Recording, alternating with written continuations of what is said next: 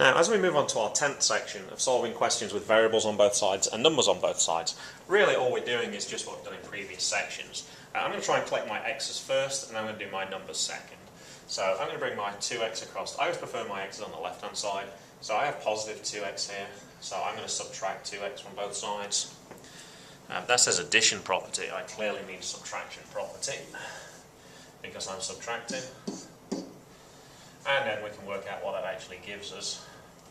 So 6x take away 2x is 4x. And what do I get left with on this side? I have to look at the sign here as well. Some people just write down 32. It is 32 this time because it's positive 32. But if it was subtract, then it would have been negative 32.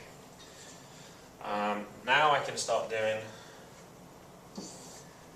my properties here. So instead of adding 12 to both sides, I can subtract 12 from both sides. Oops. And I'm just going to erase all of this so we can see what's going on here. And then this will cancel because these are inverses. So I get left with 4x equals, work this out, that's 20. That's why that's my substitution property. And then I can divide both sides by 4 because I just want to find out what x is. As I did the opposites here, times by 4 and divide by 4, that's my multiplicative inverse. And 20 divided by 4 is just 5. And that's the property of substitution. I can check my answer as well. 6 times 5 plus 12 is 42. 2 times 5 plus 32 is also 42, so I know I have a correct answer. Remember, you'd get different answers if you'd made a mistake somewhere. So if you get 30 equals 35 or something like that, then you know you've made a mistake.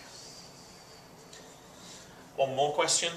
So on this one I'm going to try and bring the x's again to this side. So this says take away 3x, so the opposite of that would be to add 3x to both sides. So these will cancel here, leaving me with just 36. And on this side, if I add these together, that gives me 8x, and I still have plus 12. Now I go back to my two-step problem.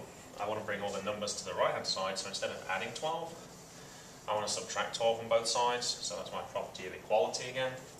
This will cancel, leaving me with just 8x, and then if I work this out, I get 24. That's my substitution property. To solve for just x, instead of multiplying by 8, we're going to divide by 8 on both sides, and that's my property of equality again.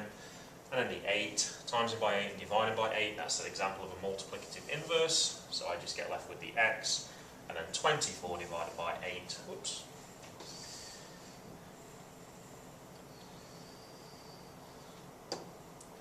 (24) divided by 8 would give me 3, and as I work that out, that's my substitution property.